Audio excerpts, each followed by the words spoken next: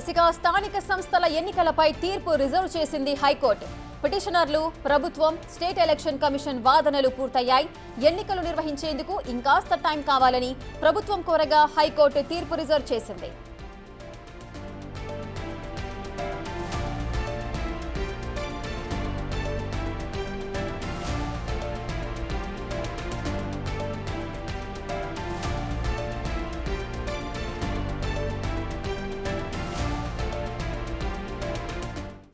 స్థానిక సంస్థల ఎన్నికలపై తీర్పు రిజర్వ్ చేసింది హైకోర్టు. పూర్తి డీటెయిల్స్ మా ప్రతినిధి సురేష్ అందిస్తారు.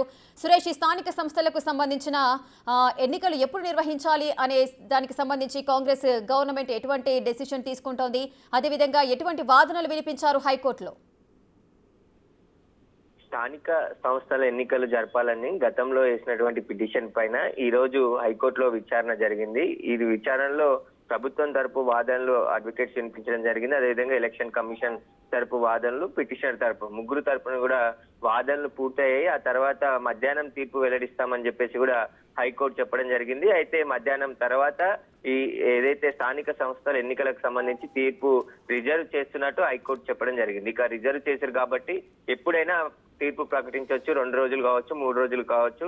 ఆ తీర్పు వచ్చేదానికి సమయం పట్టే అవకాశం ఉంటుంది. అయితే గతంలోనే ఎన్నికలు నిర్వహిస్తామని చెప్పేసి ప్రభుత్వం హామీ ఇచ్చింది. ఎందుకు నిర్వహించలేదని చెప్పేసి కూడా హైకోర్టు విచారణ సందర్భంగా ప్రశ్నించిన సమయంలో ఏవైతే కులగణన జరిగిందో దానికి సంబంధించి ప్రక్రియ నడుస్తుందని చెప్పేసి కూడా హైకోర్టు చెప్పడం జరిగింది. ఎలక్షన్ కమిషన్ కూడా 60 రోజుల సమయం కావాలి ఎన్నికలు నిర్వహించడానికి అని చెప్పేసి హైకోర్టును కోరడం జరిగింది. దీంతో హైకోర్టు వాదనలు విన్న తర్వాత తీర్పును రిజర్వ్ చేయడం జరిగింది. ఇక పిటిషన్ల తరపు న్యాయవాదులు కూడా వాదనలు గట్టిగా వినిపించడం జరిగింది. 2024 ఫిబ్రవరి 1నే తెలంగాణలో సర్పంచుల పదవి కాలం ముగిసింది. కానీ ఇప్పటి వరకు ఎలక్షన్లు నిర్వహించలేదు. కాబట్టి వారినే మళ్ళీ సర్పంచులుగా గుర్తించాలని చెప్పేసి కూడా కోరడం జరిగింది. ఇదంతా కూడా కోర్టు విన్న తర్వాత తీర్పును రిజర్వ్ చేయడం జరిగింది.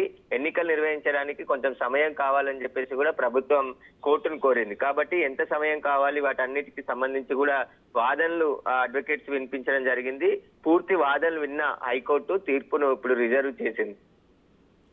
సురేష్, అయితే స్థానిక సంస్థల ఎన్నికలు ఎప్పుడు నిర్వహించే అవకాశాలు ఉన్నాయని మనం అనుకోవచ్చు? ఎందుకంటే గవర్నమెంట్ ఫామ్ అయిన తర్వాత ఇప్పటికీ సంవత్సర కాలం కూడా గడిచిపోతోంది. ప్రజలంతా కూడా స్థానిక సంస్థల ఎలక్షన్స్ గురించి అయితే వెయిట్ చేస్తున్న పరిస్థితి నెలకొంది. ఏ విధంగా నిర్వహించే అవకాశాలు ఉంటాయి? అన్ని పార్టీ నాయకులు కూడా సర్పంచ్ ఎలక్షన్ల కోసం ఎదురు చూస్తూ ఉన్నారు. ఎందుకంటే ఎన్నికలు జరిగిన తర్వాత సర్పంచ్ ఎన్నికలు వస్తాయని చెప్పేసి కూడా దాదాపు సంవత్సరం నుంచి వెయిట్ చేస్తున్నారు. చాలా మంది పోటీదారులు కూడా తాము ఎన్నికలు నిర్వహిస్తే సిద్ధంగా ఉన్నాం, మేము పాలు పంచుకోవడానికి అని చెప్పేసి కూడా చెప్పడం జరిగింది. కానీ రిజర్వేషన్లకు సంబంధించి 42% రిజర్వేషన్లు కల్పిస్తామని చెప్పేసి కూడా కాంగ్రెస్ ప్రభుత్వం చెప్పింది. దానికి సంబంధించి అసెంబ్లీలో బిల్ పాస్ చేసి రాష్ట్రపతికి కూడా కేంద్ర ప్రభుత్వానికి పంపించడం జరిగింది. కాబట్టి ఇంకా వాటిపై ఎలాంటి నిర్ణయం రాలేదు. కాబట్టి సర్పంచ్ ఎన్నికలు లేట్ అవ్వాయి, స్థానిక సంస్థలకు సంబంధించిన ఎన్నికలన్నీ అని చెప్పేసి కూడా ప్రభుత్వం చెప్పుకొస్తుంది. ఖచ్చితంగా ప్రతిపక్ష పార్టీలు కూడా స్థానిక సంస్థల ఎన్నికలు నిర్వహించాల్సిందే. ఎందుకంటే గ్రామాలకు సంబంధించి సర్పంచులు కావచ్చు, జెడ్పీటీసీలు, ఎంపీటీసీలు అంతా పదవిలో ఉంటేనే అక్కడ ఉన్న సమస్యలన్నీ తీరుతాయి. కాబట్టి వీలైనంత త్వరగా స్థానిక సంస్థలు ఎన్నికలకు సంబంధించి షెడ్యూల్ విడుదల చేయాలని చెప్పేసి కూడా డిమాండ్ చేస్తున్నారు. ఇప్పుడు ఈ రోజు హైకోర్టు